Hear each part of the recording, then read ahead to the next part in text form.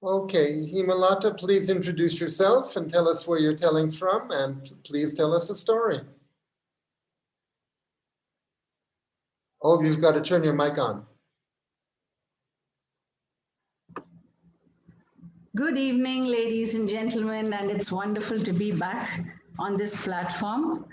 My heartfelt gratitude to Eric for giving me this opportunity to share my story. Keep going. So, once upon a time, there was an old lady, and she lived in the forest, deep down in the forest, in a very desolate, lonely island. And when she was young, she would climb up trees, pluck mangoes, as many as she wanted, and she would even throw them down to her husband or to her son. It was a great moment. When she was young, she could stand waist high in the water and just catch those flashy fish in her bare hands. When she was young, she and her husband would walk down to the riverbank and watch the sunset. They would look into each other's eyes and gaze, sending a beautiful message of love. And now she was old, her husband had died a few years ago, her son and grandchildren rarely visited her. Her hands were weak. She couldn't catch those fish anymore. She couldn't climb up trees. She couldn't tend to her kitchen garden. And as she teared up, thinking of her son who rarely visited her, she would often think, oh, it's only watercress, wild watercress that she was sustaining on. It was ages since she had shared the aroma of good food and shared a table with anyone. It was years and years before she had even tasted wonderful delicacies or mouth-watering delicacies. And here she was surviving with just watercress. And one day she decided to walk down to the riverbank. And as she was reminiscing, thinking of the time when she and her husband would walk down there and sit by the riverbank, she suddenly felt a movement near her feet. Looking down, she noticed a beautiful bird. Its feathers from the top of its head to its tail were blue, and she noticed that the wings were pink. She also remembered when she would bring her son to the riverbank, and he would love nature, he loved birds. And thinking of him, she would sing at that time to him, there stands a bluebird, tra la la la la. There stands a bluebird, tra la la la la. Give me sugar, coffee, and tea. She lovingly picked up the bird. She could feel the flutter of the heart, and as she stroked the bird, it was slowly, she could feel the calm. She stroked the bird and said, I'm going to take care of you. I'm going to take you home and look after you. She took it home and put it on her bed. Every night, she would stroke the bird, hold it close to her breast, and she would make sure that it was closely held to her breast, and she would sing, there stands a bluebird, tra-la-la-la-la, and she could feel the calm in the bird. Give me sugar, coffee, and tea. She would rub the wings of the bird with oil and massage it every day. She would also share some of her watercress soup, and she would encourage the bird to slowly get its strength, regain its strength.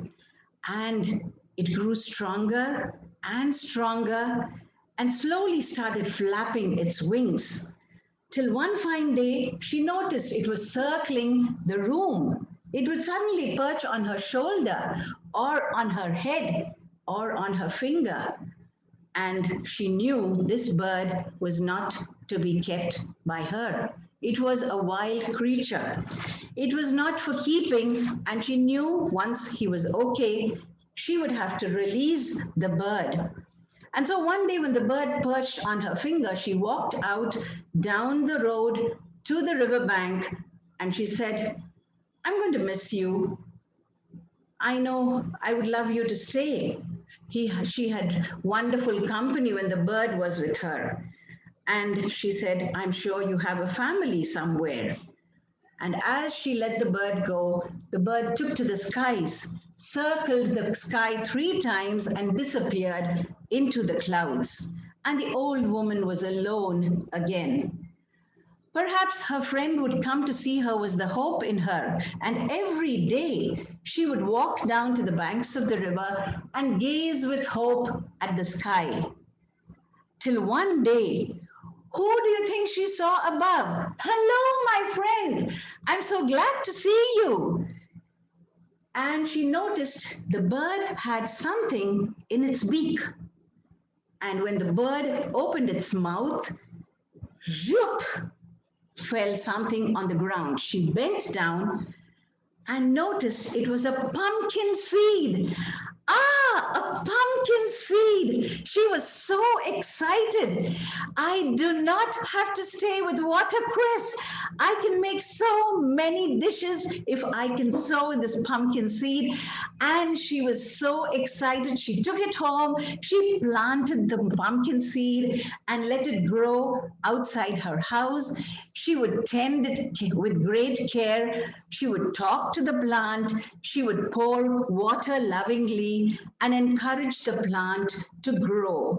She grew, and as the curly trail grew, there she noticed the pumpkin getting bigger and bigger and bigger, till one fine day, when she thought it was ripe enough, she went into the kitchen and got her knife and very gently cut off the pumpkin from its stalk. She carried the pumpkin carefully to the kitchen and put it on the table. And she brought a knife to cut it. And as she cut it into half, she was imagining all the dishes that she could make: pumpkin risotto, pumpkin soup, boiled pumpkin, pumpkin gravy, not watercress. She was so thrilled. And when she cut it, and instead of the pumpkin having flesh and pumpkin seeds, what do you think she saw in the pumpkin? Yes, there was beautifully cooked food. There were lovely laddus. There was aloo paratha. There was bhindi jalfrezi. There was fish. There was potato fry. You just imagine any dish, and there it was beautifully cooked. The aroma, her mouth was watering, and she was so thrilled she couldn't believe her eyes. She ate and she ate. Oh, she was so full, and there was so much food. The old man had a neighbor. The neighbor was not a friendly neighbor. She was not the kind you could stand at the gate and have a conversation with. She was a nosy neighbor. She would always remind the old woman of how her son would visit her. My son sent me a parcel. Did you get a parcel? Oh dear, never mind.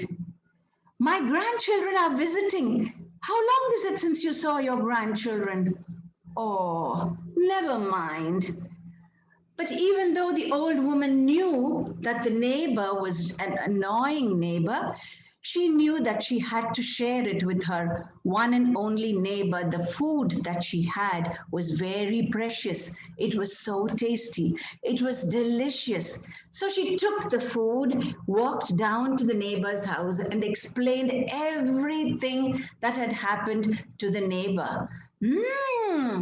Very nice of you. Thank you so much. So kind of you to bring me all this food. And she ate and she ate.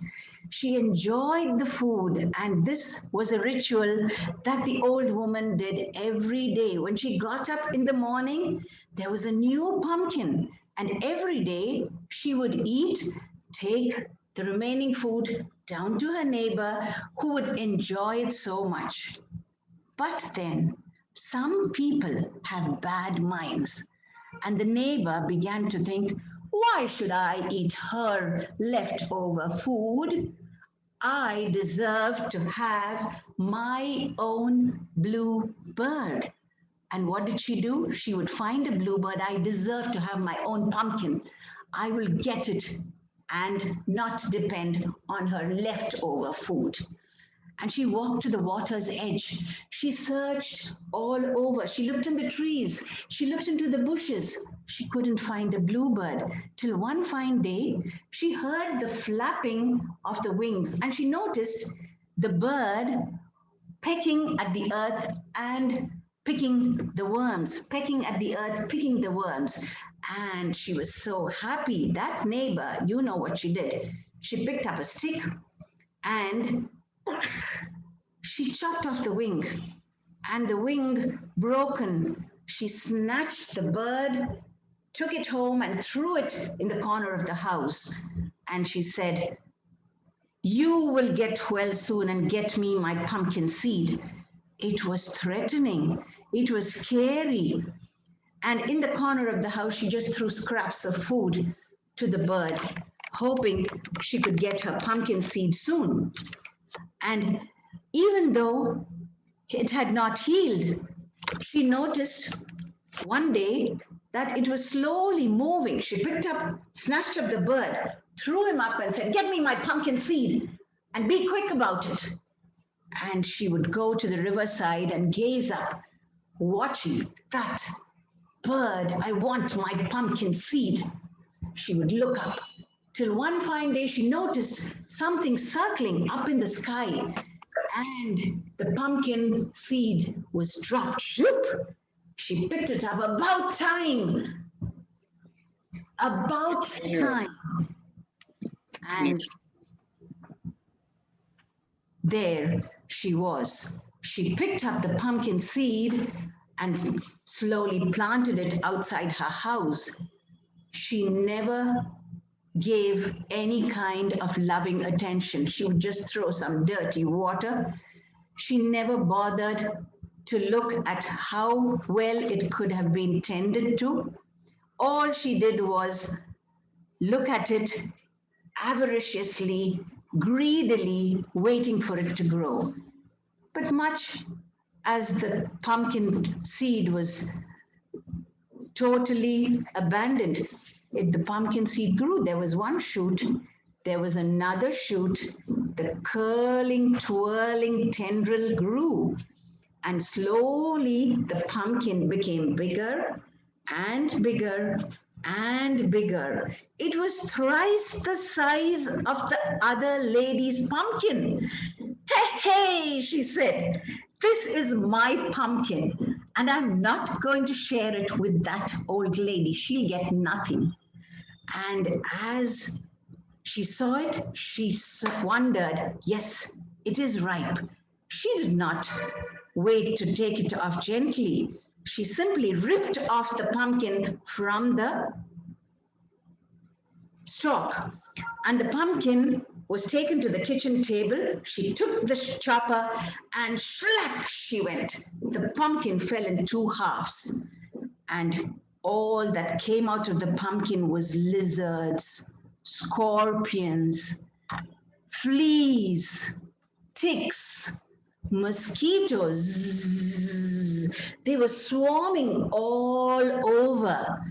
And she was trying to brush them off. And the more she tried to brush them off, the more they were coming from the table, crawling onto her. So she was forced to run. And she ran away from the house. She ran and she ran down the road. She ran and she ran to the riverside. She ran and she ran till she jumped into the river and swam to an island which never, ever grew pumpkins.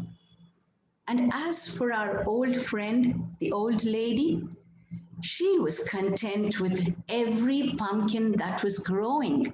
She was so happy, and she realized how precious the food was. She ate as much as she could, and the remaining she would keep for the next day. Every day she would remember her friend and sing, thinking of the lovely blue bird. There comes a bluebird, tra la la la la. There comes a bluebird, tra la la la la. Give me sugar, coffee, and tea. You can all join. There stands a bluebird, tra la la la la. There stands a bluebird, Bluebird, la la la la La, la, la. la. give me sugar, coffee, and tea. Show me your motion, tra la la Tra la la la La la la la. la la la. Show me Show your me your motion. motion. Tra La la la la la la la la. la la la la. Show me your motion, tra la la Tra la La la la la la la. la. She looks like a pudding. coffee and tea. Dance around the ocean, tra la la la la. Dance around the ocean, la la La la La la. la la la la la. la. Give me sugar, coffee, and Tea. Tea. thank you. Thank you very much.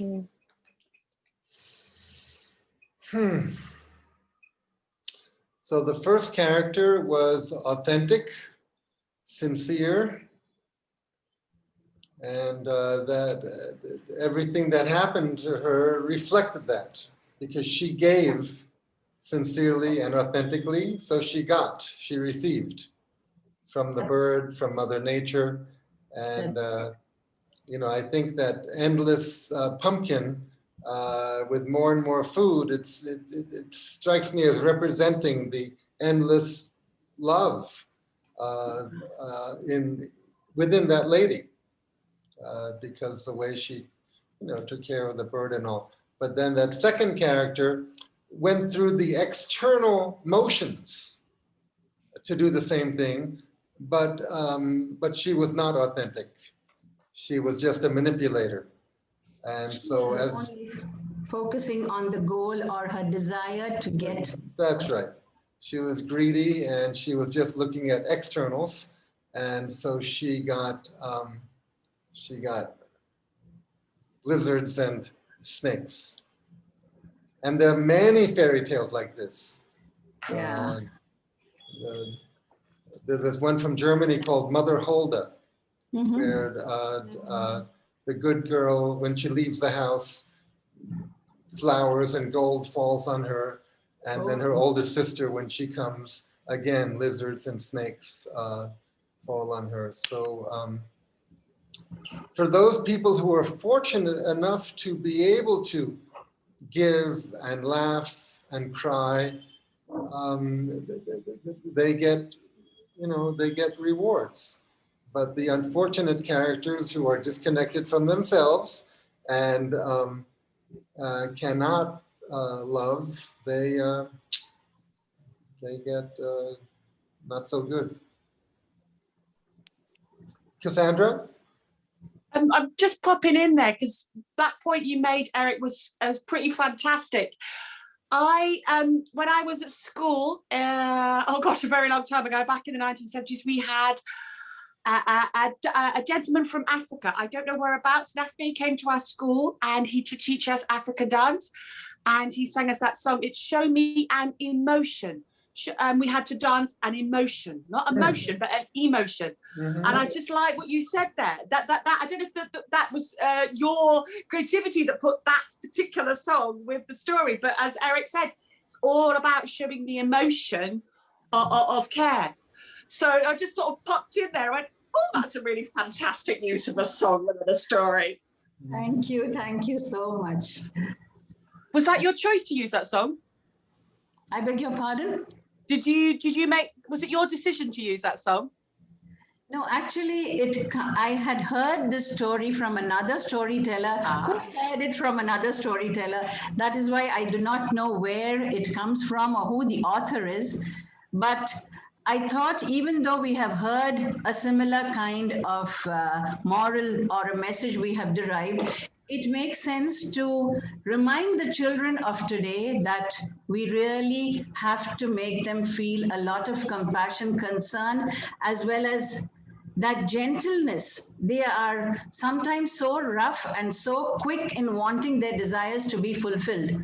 So they've got to be told and taught. So since I do this with children and they loved it, I thought, okay, I would just render the same thing today. And it's wonderful to be able to teach in a way that just puts out the evidence and children can figure it out for themselves. That's true. The kind one gets the wonderful things and the greedy one gets not so good. So that they can take that to heart and decide what they're going to do. Many tend to reflect on their personal experiences or something that their grandma did or mother did, and then they are able to connect how that kindness and love really brought about a lot of happiness and satisfaction. Mm-hmm. So thank you so much to each of you who have even sent your comments on the chat. I enjoyed being with all of you. I'm from Coimbatore, and yes, we have had sessions with Eric here also. So look forward to many more sessions. Yes, we've begun the Coimbatore Storytelling Association, which we often get emails to and from. Okay, thank you very much. Thank you, Eric. Thank you, everyone.